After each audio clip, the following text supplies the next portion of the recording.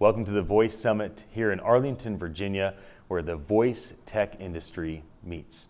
I'm looking forward to bringing a conversation to you about ACT. This is an app association. There's over 5,000 organizations that are involved, and we're having this fascinating conversation about compliance, AI, voice, and here we are to talk with one another a bit about it. Please introduce yourself to those that don't know you and introduce ACT for those that are not familiar.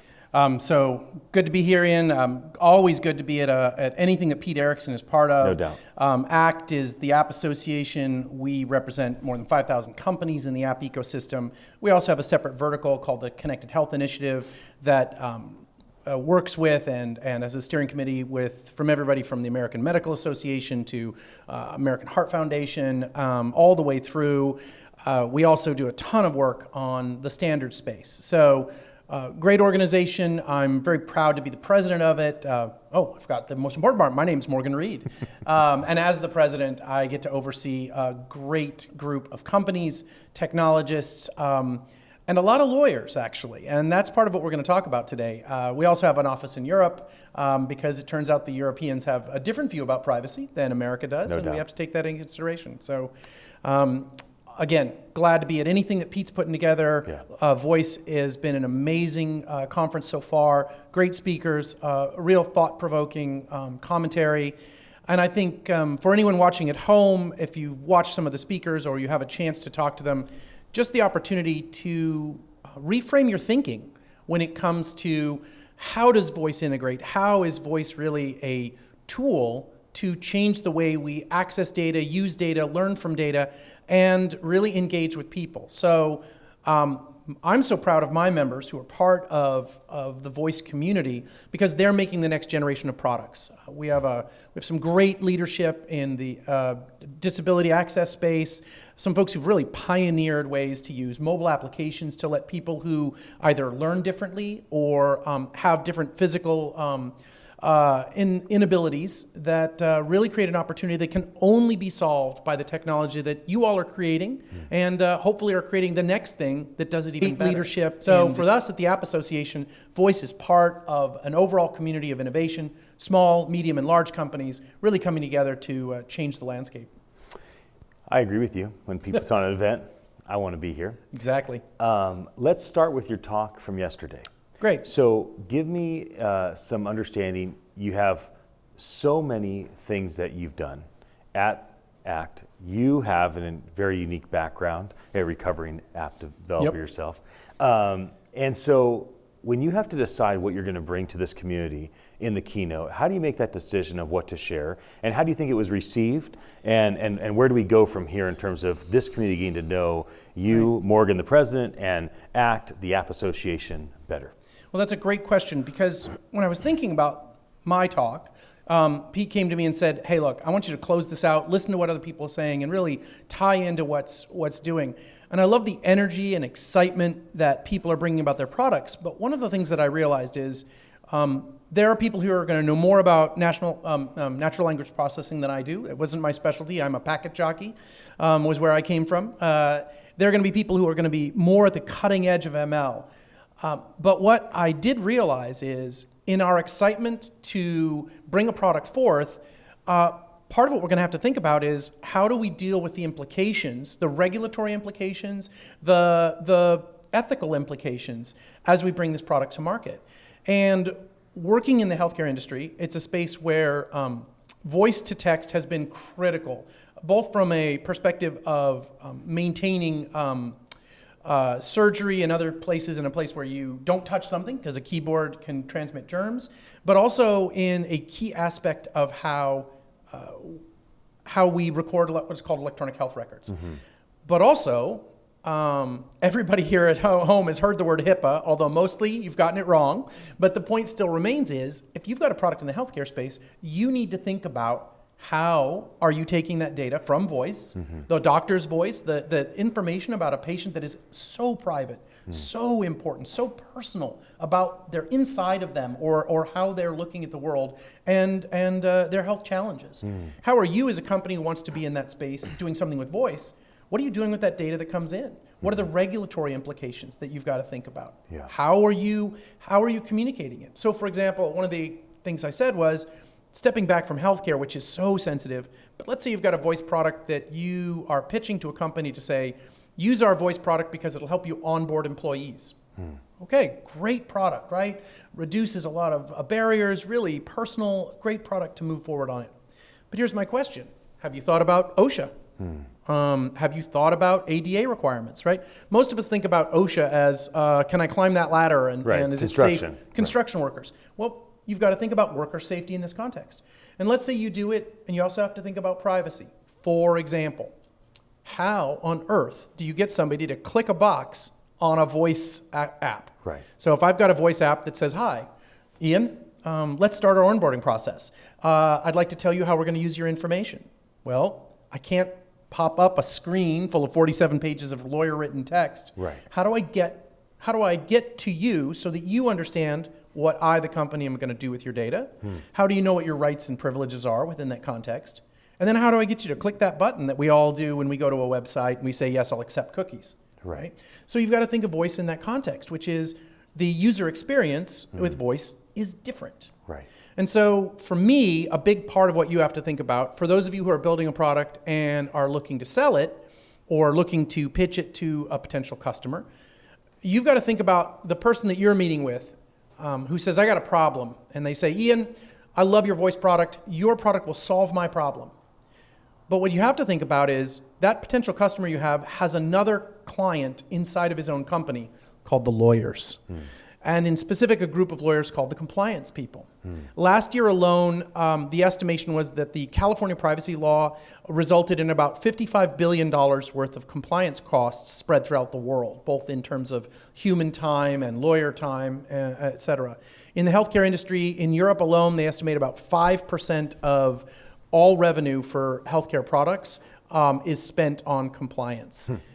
And so if you, Ian, are pitching that product and it's a great product, but you're not thinking about that potential internal client called compliance, then you're not going to make the sale. And the guy over there who thought about that, had a one-pager, described how they have data set integrity, described how they're meeting privacy laws, described how they're dealing with bias, that guy gets the sale. And you, as great as your product is, you go home. So my talk was all about saying to the voice community, build an amazing product, solve the problem that needs solving, but think about these key things: privacy, bias, data set integrity, and decide how you're going to communicate that to your customers, your clients, and ultimately the people who benefit from your product. So you have an office in the States and in Europe. Part of that... And the UK now because Brexit. Okay. And part of that is the privacy laws are very different. Wildly here in so. Europe. Yes. Now, based on that, would you say it's much more difficult for an American company to bring their app to Europe, and it's easier for a European company to bring their app to America because the privacy laws, the regulation, the compliance is so much more detailed, thought through, and understood in Europe? Help me understand if that's true and why or why not. So what's really fascinating about this, as the app ecosystem and voice apps are part of that, I'm old. And when we used to develop software, young. Congratulations. when we used to develop software, you'd write software and then you'd take a year and then eventually it would end up on the shelf at Best Buy if you were lucky. Nowadays, the smallest app developer, that high school kid who wrote a great app, he's an international businessman or woman. And by clicking a few boxes, you're making your app available in 162 countries across 2 platforms, Google and available. So the question that you're asking is interesting because you're right. The complexity of those laws is significant. The problem is you can jump from a one-person shop to a global product with 2 radio boxes on the 2 major platforms. Right. So the question you have to ask is, if you're not just doing it for giggles and you're looking at building a business, then you're right. You need to think about. So Europe, an easy way to think about it, easy but difficult, is Europe has decided that privacy is a human right. And so that is something that is inalienable, can't be taken away. And so in the United States, we deal with it a little differently in terms of how you can essentially click a box and say, I'm okay with this use of my data. In Europe, through something called the GDPR, there are things that simply you cannot waive. You cannot say, do this. Right. Healthcare in particular is an area that really gets fascinating around that. But it's also in transportation. One of the big movers in voice, as everyone knows, is cars. Yep. Right? It's a place where your hands are here, your eyes are here, but I need to do something. The last remaining thing you have is your voice. Yeah. So cars are a place. Well, in that case, there are requirements that go there. In my talk, I noticed that Google and General Motors have a deal, and they're moving Google Voice into General Motors cars. But at the bottom of one of the press announcements, it said Google will share data with GM. So if you're buying a GM car, what are the lanes on that highway, so to speak, of what General Motors will do with the data that Google has collected in using your voice in that car? Now, maybe it's just to know what works well, what doesn't work well, what's confusing, but do the terms include, can they market to you based on that? If you're sitting there going, man, I wish I had heated seats, does the next car offer you get, say, Ian, our next car has heated seats. Right. Come this way, come hither. Or if they hear you saying in the car, I really like blue cars better than silver cars, or, purple cars are dated, I don't want one of those. Can they use that information? So these are the questions that you, as a maker of a voice product, need to be able to answer, which is, how am I using it? Is that acceptable? And to your European question, there are certain instances in Europe that you simply cannot do that you can in the United States. And unfortunately, and this is probably the thing that I'm spending my most time wrapping my brain around, is last year alone, 47 states introduced 99 different pieces of legislation to deal with privacy. We are in a place where we could have, quite literally, 47 different state laws dealing with how you, a company that does AI and ML, deal with privacy. And what's terrifying to me, as somebody who represents thousands of small and medium-sized businesses, is they use different definitions. So in one state it says personally identifiable information is this. Literally across the border, they say personally identifiable information is this. We saw this in data breach. In data breach, there would be one state that said, if a hacker breaks into you, you must tell your customers within 24 hours. The state across the bay could say, you must not tell your customers until you inform law enforcement. Wow. And then the other state would say, you will inform your customers after you get permission from law enforcement. Wow. So must do within 24 hours, don't do until, and then don't do until you have permission. And the definition of when you learned changed between states. So we've seen this happen before. And it isn't that the state legislators are bad people, but as we know within our own community, people have different definitions of what's personal, what's identifiable. What does it mean to do some of these things that we do with data? So you've got 47 different states with 47 tweaks of interpretation. So back to my point, if you're building a product and you have to comply, figuring out what that looks like, it's going to be important moving forward, especially as you move into C-suite of companies that are publicly traded or multi-billion-dollar companies. They're going to care because they've got armies of lawyers. Well, now I have lots of questions. So let me give you understanding of how I frame things. So I lean toward a libertarian political paradigm. I lean toward Web3 very strongly compared to Web2 in terms of I prefer to see all technology be decentralized, communities be decentralized. But when you say things like 99 new laws across 47 states, and one state says you must say within 24 hours, another state says you can't say until you get permission to say, that is definitely a breakdown in decentralization. Correct. And so even myself as more of a libertarian, anarchist, decentralized, passionate person. A tech libertarian, they're so rare. Yeah, right. Even in that case, I still understand the pursuit of potentially more of a federal mandate. Ian, you set me up. That was just the nicest softball I could have ever had. You're welcome. I didn't know that was a setup. But I'm interested in your answer. So you can watch my testimony before the Senate. I had the honor of testifying on this exact question before the United States Senate, and I think that and I said this. I think that what's called preemptory language, meaning that the federal government passes language and it says, this is the base. If you follow this, all the other states have to follow within that realm. States can tweak things on top. You see that in alcohol laws and things like that. But overall, so long as you do the following things, so long as you follow the following law, you're covered for all 50 states. And that's a federal mandate, right? A federal peremptory mandate. And that is absolutely critical. Because here's the other tie-in that gets really important.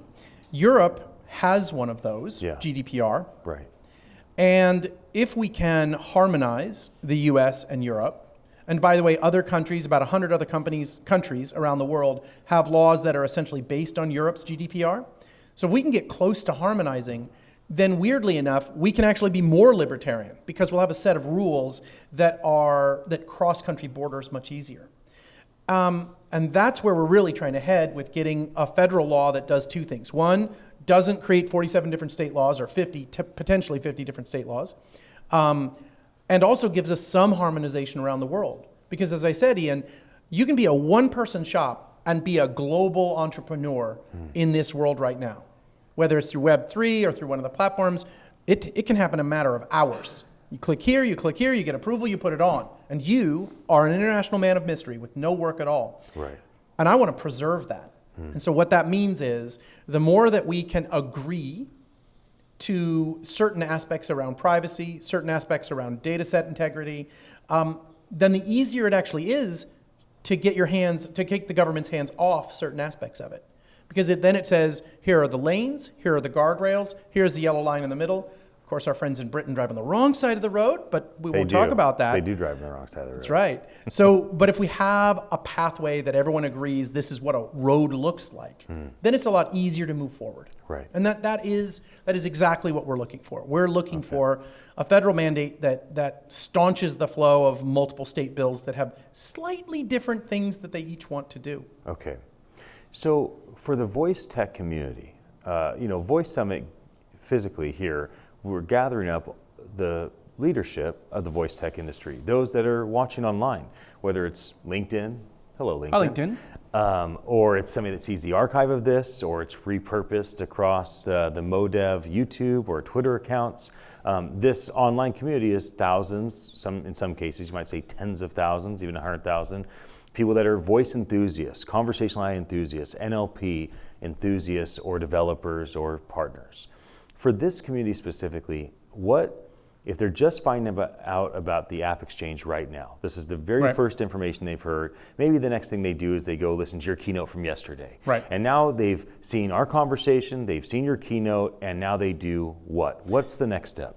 Ian, they go to actonline.org and click membership. For small startups, there's no cost for small, no cost for medium companies. We're fortunate that we have a broad base of support throughout the industry, and so it's something where we need their voice. That's the most important thing. We don't sell insurance. We're not a trade association that's like giving you a sticker for your door.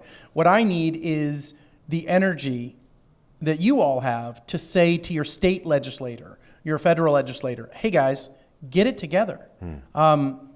When I went before Congress, when I went before the Senate, Senator Markey of Massachusetts basically said, oh, well, we'll never get this passed. So let's just give the Federal Trade Commission $1 billion and let them sue people. I'm paraphrasing, but it was actually fairly close. David Vladeck was next to me. He was the former head of consumer protection for the FTC, and he said during the speeches to Senate, said, look, the only real tool out there is suing people. And they have $1 billion that's allocated for the FTC, which actually is a good thing. The FTC needs to hire technologists, not just lawyers, and that's something that we're asking for. Is if you're going to be in this space, then you need to learn about the industry. Hire experts in ML, hire experts in AI, hire experts in voice technology to help you understand how your regulations can impact us. But Senator Markey's point was Congress can't get anything done, so we might as well just give up. And I need your voice, all of your voices, to say, do your job. Congress, Senate, state legislators, do your job. Give us a framework that allows us to innovate, allows us to be entrepreneurial, allows us to sell internationally without slowing down the kinds of valuable protections that people want. I don't know about you, Ian. I want to know what people are doing with my data. I want to know if they're reselling it and it's going to have an impact on whether or not I can buy a house or get a loan. I'm not as much concerned about if they know I like silver cars versus black cars, but that's the beauty. I should be able to say, Go, yeah, sure. You want to tell me about brown shoes? I'm fine with that. Oh, you want to change my loan rate? No. Let's have a different conversation about that. Yeah. So those are the kinds of things that I need people to go to actonline.org, take a look at our membership page, and join in to say to Congress, do your job when it comes to these privacy protections. Because without it, you're going to end up with a patchwork of state laws, and it's going to slow it down. And even worse, for those of you who are building products, it's going to make it harder for you to close a sale, to build that next great, amazing product that uses voice to empower people in a way that keyboards and mice never could. I love me a good touchscreen, but really we all know that voice is the next stage, and we've got to make that accessible because it opens the door for so many people in ways that touch just doesn't. Yeah. Morgan, thank you for being here. Thank you, Ian. That might be one worth rewinding, everybody. And definitely go to actonline.com. If you're a small or medium business, it's a free association to join. Allow Morgan and his team to protect you and your company and help you serve more customers. I'll be back again soon with another interview.